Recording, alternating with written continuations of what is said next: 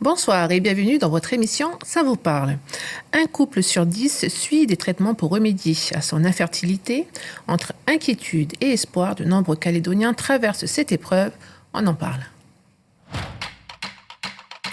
C'est un sujet qui reste encore tabou au pays. L'infertilité toucherait de nombreuses personnes.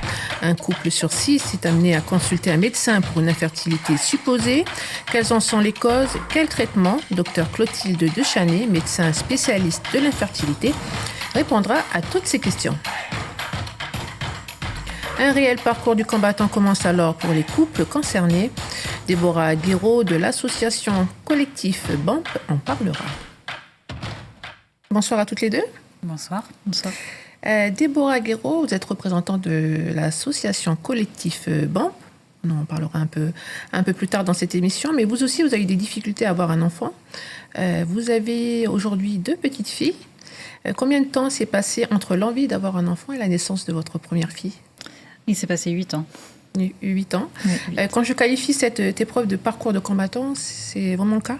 Oui, enfin pour mon cas, oui, ça a été vraiment un parcours du combattant parce que, comme on le dit, 8 ans, c'est une épreuve qui est longue. Heureusement, ce n'est pas le cas de toutes les personnes, mais ce sont des hauts, des bas, des espoirs et puis des déceptions souvent qui jonchent le parcours. Docteur Dechanet, combien de couples poussent les portes du service AMP chaque année? Alors, on en voit entre 1000 et 1200 en fait, par an de couples en tout. Et il y en aura 200, 250 qui feront vraiment une fécondation in vitro. Et c'est un chiffre qui augmente, qui stagne, qui... Ça augmente tout doucement, mais ça augmente tous les ans. Il y a 10 ans, il y avait 130 couples qui faisaient une fécondation in vitro, donc on a quasiment doublé notre population. Vous expliquez ça comment? Parce que les gens en connaissent un peu plus, donc ils viennent plus, et ça c'est bien. Ils ont moins peur. Et puis les femmes font aussi des enfants de plus en plus tard. Et plus on avance en âge, moins on est fertile. Donc ça explique un petit peu l'augmentation du nombre de patients qui consultent. Et justement, est-ce qu'il faut être obligatoirement en couple pour bénéficier de ces soins? Alors là, vous posez une question intéressante parce que pour avoir un bébé jusqu'à maintenant, il fallait être en couple, un homme et une femme. Mais depuis quelques temps, en tout cas en métropole, on peut avoir un enfant si on est une femme seule ou une femme en couple de femmes. Et ça peut être quelque chose qui va peut-être être possible plus tard en Nouvelle-Calédonie. Alors, on parle bien de couple, parce qu'en fait, c'est vraiment un sujet de couple, parce que quand on entend parler d'infertilité, souvent on se retourne vers la femme. Alors que c'est bien un sujet de couple. L'homme comme la femme peut... Tout à fait. Ce n'est pas qu'un sujet de femme et ce n'est pas forcément un problème qui est lié à la femme. Ça peut être un problème lié à un problème masculin, en fait, qui fait que le couple est infertile. Déborah, qu'est-ce qui vous a poussé à consulter et comment s'est passé les premières années? Nous, on a consulté assez rapidement à l'époque en métropole parce qu'on savait qu'on avait des antécédents qui pouvaient faire que ça pouvait être plus long pour avoir un enfant sans être totalement... sans qu'il y ait zéro chance. Et nos projets ont fait qu'on a fait une année d'essai qui s'est pas soldée par une grossesse. Donc là, après, on a reconsulté. Les premières années, je dirais qu'elles ont été très longues pour nous parce qu'on n'avait pas vraiment de diagnostic de MI ou d'espoir ou d'échéance vraiment très précise. Et on a dû consulter plusieurs médecins, donc ça a été un peu une errance diagnostique sur les premières années, du fait de notre âge aussi, parce qu'on était un couple jeune et on se donnait du temps. Quel âge vous aviez à cette époque? 25 ans. Donc on vous disait peut-être... faut attendre parce que ça va venir, parce que vous êtes jeune. Voilà, parce que même si rapidement, au bout d'un an, on a commencé des traitements, c'était des traitements qui étaient assez légers, mais qui malheureusement ne donnaient pas de résultats. Donc nous, on voyait le temps passer, et puis l'espoir diminuer, quoi, parce qu'on n'avait pas forcément de traitement proposé à l'issue de ça. Donc les premières années, c'était assez dur parce qu'en plus, on se sentait très seul. On n'avait pas de connaissances dans notre entourage qui passait les mêmes épreuves.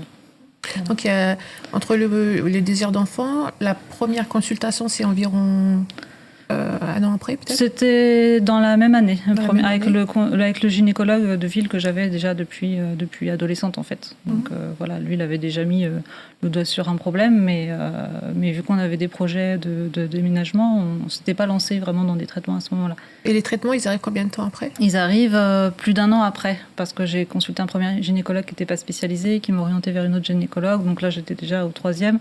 Et c'était des traitements simples avec une surveillance mensuelle. Voilà. Et vous arrivez ici en Nouvelle-Calédonie? Oui, enfin, j'étais déjà en Nouvelle-Calédonie à ce moment-là. Ok. Voilà. À partir de quel moment, docteur Dechanet, on peut dire qu'il y a infertilité dans un couple? Alors, on dit au bout de un an et demi d'essai, en fait. Et essayer, ça veut dire faire l'amour régulièrement et ne pas avoir de contraception. Donc, 12 à 18 mois.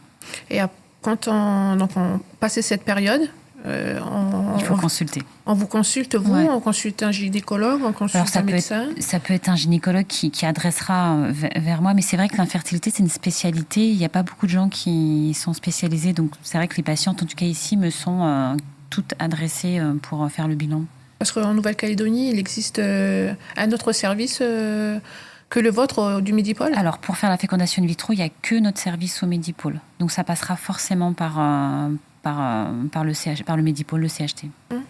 Alors, avant d'aller plus loin, je vous propose de regarder justement ce reportage. Il a été tourné dans le service assistance médicale à la procréation, AMP, au Medipôle. C'est en effet là qu'on va faire toutes les techniques de fécondation in vitro, du début quand on recherche les ovocytes, jusqu'à ce qu'on les mette en fécondation avec les spermatozoïdes pour essayer d'obtenir des embryons.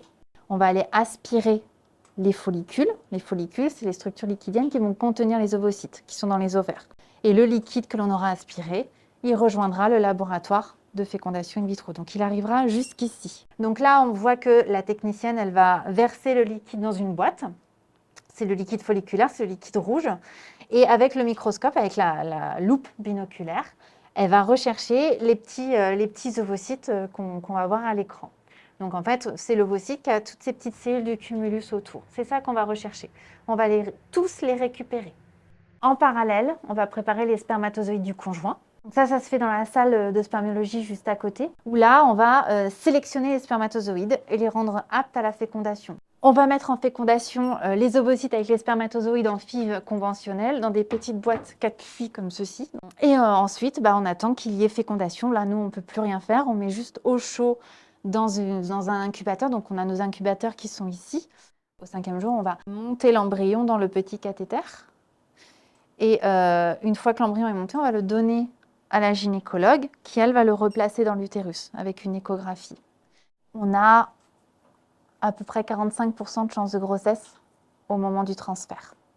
Toute grossesse est un événement marquant parce que pour tous les couples, c'est un challenge. En fait. Quand ça n'a pas fonctionné, c'est très, très, très difficile. Il faut juste être dans les couples, leur expliquer pourquoi. Être là quand ils reviennent, parce que parfois ils n'entendent pas, ils reviennent, on réexplique, accompagner au maximum et accompagner jusqu'au bout. Voilà un reportage de Maëlys Vézia.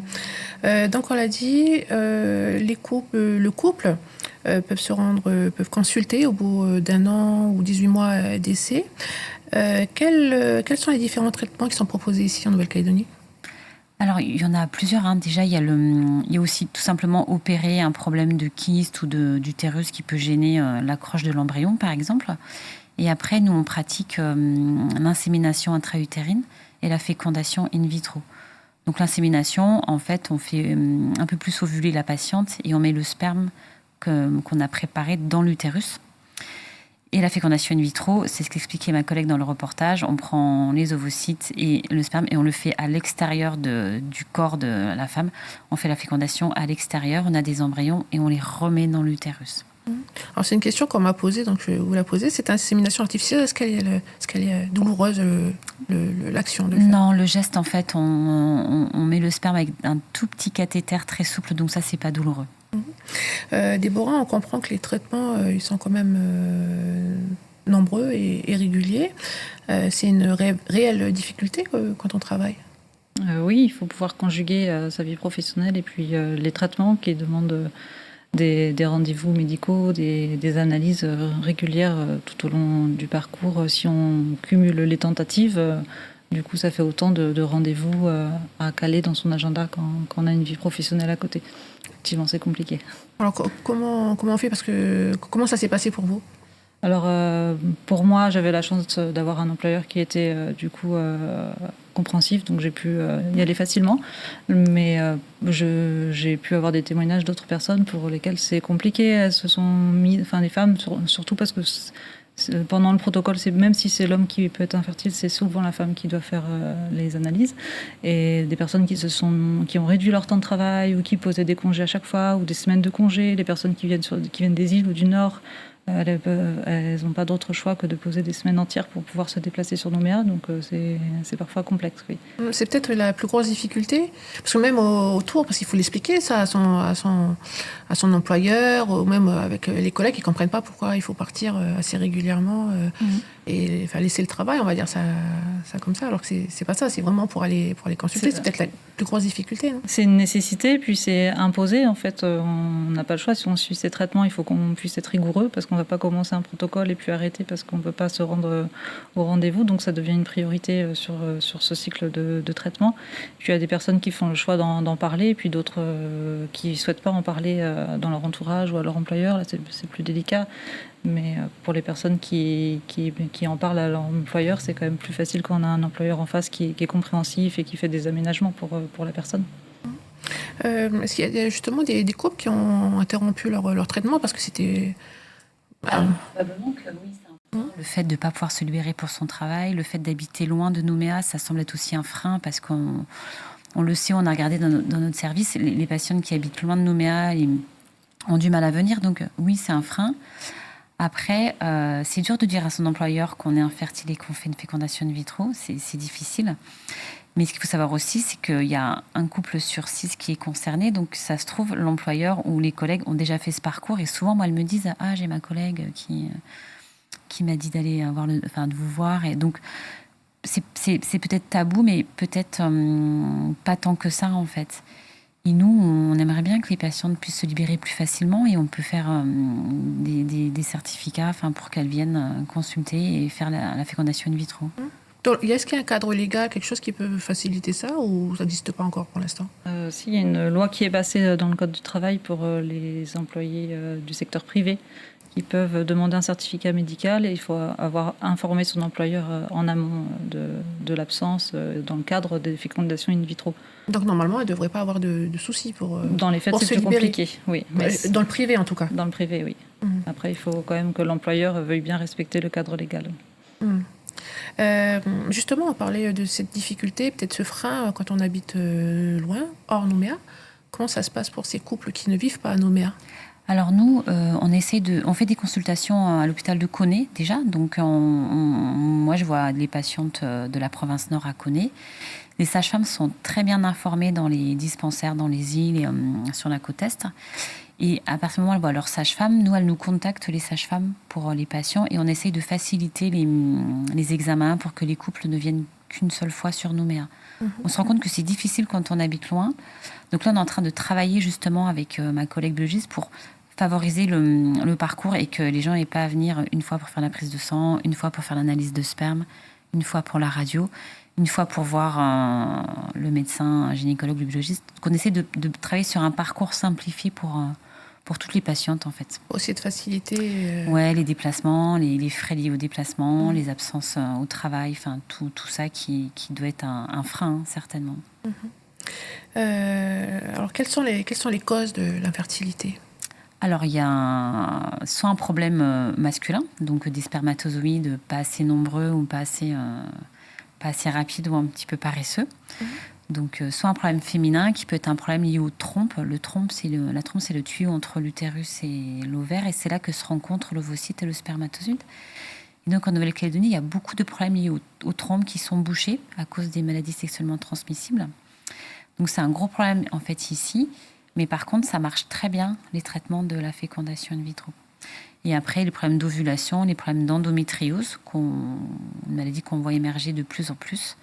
Et parfois, on n'a pas de cause, on ne sait pas pourquoi ça ne marche pas, il n'y a pas de problème identifié. Mais peu importe qu'il y ait un problème, en fait, l'objectif, c'est d'avoir un bébé et de faire les traitements pour avoir un bébé. On parlait tout à l'heure de prise en charge. Qu'est-ce qui est pris en charge par la CAFAT et à combien de pourcents, s'il y a un pourcentage pris par la CAFAT? Alors, pour ce qui est des examens diagnostiques, le spermogramme et les prises de sang, la radio, c'est pris en charge à 100% par la CAFAT. Et après, il y a 4 tentatives de fécondation in vitro qui sont pris en charge complètement par la CAFAT, sans avance des frais. Ça coûte 1 million de francs en moyenne, une fécondation in vitro, en tout. Et donc, les patients, normalement, n'ont pas avancé les frais et tout est pris en charge. D'accord. Si au bout de 4 FIV, là, ça marche pas. Ça marche. Enfin, c'est au couple d'avancer les frais, quoi. C'est au couple. Alors, c'est vrai qu'au bout de 4 fois, nous, on les encourage à arrêter les traitements ou à faire autre chose, parce que si ça n'a pas marché 4 fois, ça risque de ne pas marcher une 5e fois. D'accord. Déborah, quels sont les objectifs de votre association et comment vous les aidez concrètement, ces couples? Alors oui, le premier objectif, c'est de soutenir les couples qui sont en parcours. Après aussi, on a un volet de sensibilisation de la population et puis des pouvoirs publics sur la cause des personnes qui sont en situation d'infertilité. Nous, on propose des rencontres régulièrement dans l'année pour que les personnes volontaires viennent nous rencontrer, qu'on puisse échanger, que les couples puissent se sentir moins seuls, de pouvoir échanger avec des pairs sur ce qu'on est en train de vivre. On trouve ça aidant. Donc les personnes, je parle des personnes qui sont bénévoles dans l'association, on trouvait ça aidant, donc on continue de le faire régulièrement pour ces personnes-là. Il y a une permanence aussi téléphonique et puis sur Facebook, on reste disponible aussi. Comment ça se passe? C'est un contact qui se fait, on vient vous voir et vous dites, bon ben voilà, il y a l'association, le collectif BAMP qui peut vous aider. Comment ça se passe? Alors en fait, dans la salle d'attente au Medipôle, il y a plein d'affiches avec des flyers, le mail, il y a tout ce qu'il faut en fait dans la salle d'attente. Et après, elle contacte l'association et je crois que Déborah voulait rappeler ou... Oui, c'est variable. On a des personnes qui nous contactent directement. Il y a des personnes qui n'ont pas encore franchi les portes non plus du centre d'AMP, des personnes qui se questionnent. Quand est-ce que je dois aller consulter? Qui je dois aller consulter? Donc, moi, je souffrais d'un manque d'informations, comme je disais, dans le début de mon parcours. Donc, ça me tient à cœur de pouvoir échanger et puis partager des expériences et puis surtout des informations avec les personnes pour qu'elles aillent se diriger directement vers les bons médecins et pas rester avec des médecins. Comme on disait, c'est une spécialité. Moi, je l'ignorais, donc je préfère dire directement aux personnes, allez consulter le centre qui est spécialisé et qui saura vous informer. Voilà, pour pas perdre de temps, parce que le temps, c'est quand même un facteur clé dans l'expérience. Il faut vous consulter au plus tôt, c'est ce qu'on dit? Il vaut mieux? Il ne faut pas perdre de temps, en fait, parce que c'est vrai que plus on avance dans l'âge, moins ça va fonctionner. Déjà la fertilité naturelle et les traitements. Donc, il ne faut pas attendre 40 ans. Enfin, il faut venir au bout d'un an et demi de décès sans grossesse. Quelle est la problématique qui est le plus souvent évoquée par les couples qui viennent vers vous? Nous, on les voit... Alors, soit ce sont des personnes qui sont en début de parcours, j'en ai eu qui ont assez peur de la nouveauté en fait des traitements. Il y a quand même aussi pour ce qui concerne les filles un passage au bloc opératoire. Il y a des injections à faire, c'est nouveau pour les personnes. Donc, on a des personnes qui nous contactent pour ça, et puis aussi beaucoup de personnes qui sont sur des parcours qui commencent à durer avec des échecs. Et là, c'est du soutien aussi psychologique parce qu'on ne sait pas si ça va fonctionner ou pas. Donc, on s'installe dans la durée. Il y a le couple qui commence aussi à en souffrir. Donc, on essaie de partager les expériences. Il y a des personnes, ça leur fait du bien de savoir que même si ça a été difficile pour certains, il y a quand même des issues qui sont positives derrière, de se raccrocher à ça. Donc, mais je pense que ce qui est le plus prégnant, oui, c'est l'incertitude, si ça fonctionnera ou pas pour les personnes. Au moment T, quand on est dans le parcours, on ne sait pas si on aura un enfant ou pas, et c'est ça qui est difficile. Docteur Dechanet, est-ce qu'il y a des choses qui permettraient d'augmenter les chances d'avoir un bébé quand on n'est pas lié, quand c'est pas lié à une maladie? Alors, effectivement, il y a le tabac. C'est le premier facteur qui diminue la fertilité. Donc, Il faut mieux arrêter de fumer. ouais, il vaut mieux arrêter de fumer. Le poids, c'est important. Plus on est mince, plus on est fertile, en fait. Donc, c'est vrai que les patientes qui sont en surpoids, on leur demande de perdre du poids. Il y a le cannabis aussi, qui est quand même moins bon sur la qualité des ovocytes et des spermatozoïdes. Donc, c'est vraiment des choses qu'on demande aussi aux gens, d'avoir une bonne hygiène de vie. Donc, faire une activité sportive aussi, marcher, ça, régulièrement, ça fait du bien, ça oxygène les tissus. Donc, c'est très bien. Donc, c'est plutôt avoir une bonne hygiène de vie. Arrêter de fumer et faire du sport et être mince, en fait. Alors, j'ai entendu dire, parce que là, on entend souvent dire, mais ça se passe aussi dans la tête. Est-ce que c'est une idée reçue?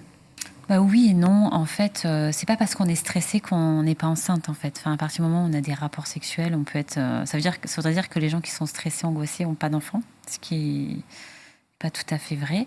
Mais c'est vrai que parfois, il y a peut-être aussi du contrôle, enfin, des patientes qui vont beaucoup contrôler les choses et du coup qui vont perdre de la spontanéité, calculer les rapports sexuels, tel jour, tout ça. Et nous, on n'aime pas trop ça parce que parfois, il y a trop de contrôle et puis il faut avoir des rapports assez régulièrement. Il y a pas mal de patientes qui disent « moi, je vais avoir des rapports le 14e jour de mon cycle quand j'ovule ».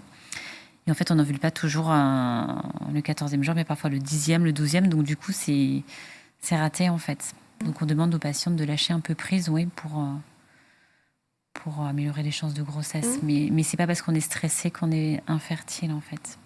Parce que j'entendais tout à l'heure, vous parliez de couple aussi. Justement, ça joue beaucoup sur La sexualité, sur la vie de couple, parce que si tout est calculé à ce moment-là, ça devient... c'est pour faire un bébé. Hein, là, oui, mais c'est vrai que c'est compliqué parce que quand on fait un bébé, on va attendre les règles. Au moment des règles, on va attendre, voir si elles sont en retard ou pas. Donc les gens, ils sont focalisés là-dessus. Et c'est difficile pour un couple, au bout d'un moment, de passer ce cap et de se dire, allez, je lâche prise et je regarde plus. Parce qu'instinctivement, on va le faire. Enfin, je veux dire, c'est normal de regarder son cycle, mais c'est normal et ça l'est pas, en fait. Mais c'est difficile de dire à quelqu'un de lâcher prise aussi. Oui. Justement, tout à l'heure, vous parliez de couple. Le soutien mutuel, c'est important. C'est ce que vous dites peut-être aussi aux couples qui viennent vous voir? Oui, parce que dernièrement, lors de notre dernière rencontre, une femme, elle était venue seule, mais elle disait que ça devenait vraiment compliqué dans son couple. Et puis voilà, nous, les conseils qu'on donne, c'est toujours de garder la communication, de pouvoir en parler, parce que l'homme et la femme ne vivent pas forcément les difficultés de la même façon. On réagit de façon différente et on peut penser que le conjoint n'est pas touché alors qu'en fait il ne le montre pas, alors que la femme va plus facilement exprimer ses sentiments et puis c'est elle qui subit les traitements. Donc l'homme, souvent, il a plus de mal à trouver sa place. Ou comme on disait tout à l'heure, il y a une part de culpabilité. Ça dépend si c'est l'homme ou la femme qui est du coup... la personne qui est étiquetée infertile, même si en fait c'est le couple, donc ça peut être les deux, mais si l'homme est étiqueté et puis que c'est la femme qui subit le traitement, il y a des parts de culpabilité de l'homme, enfin il y a tout ça qui se joue et qu'il faut prendre en compte, c'est sûr.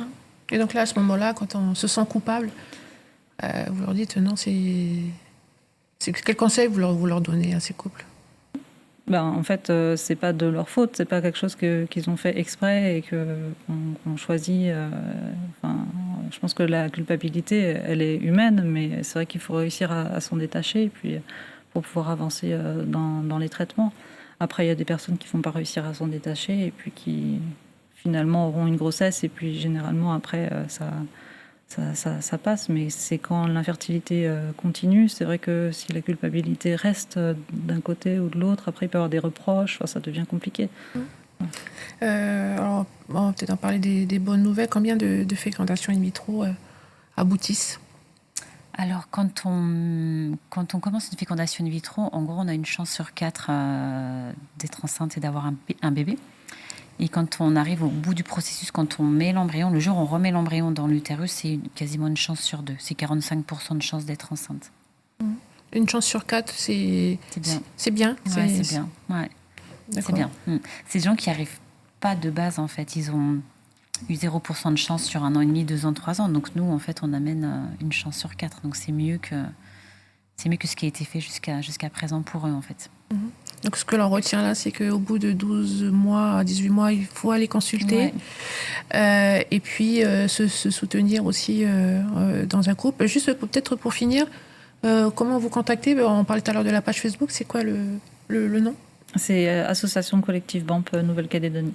Il y a peut-être un numéro ou quelque chose comme ça? 71 18 65, le numéro de l'association. Ouais, super. Ben, merci en tout cas à toutes les deux d'avoir accepté notre invitation. On arrive au terme de cette édition. Merci à vous de l'avoir suivi. Excellente soirée.